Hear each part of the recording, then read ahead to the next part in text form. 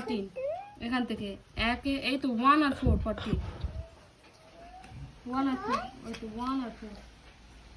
1 করো আগে সোজা করে দাও 14 4 করো 4 এখানে এখানে এখানে হ্যাঁ একটু বড় হ্যাঁ 14 এবার 15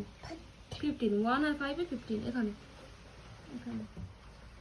সুন্দর করে লেখো তাড়াতাড়ি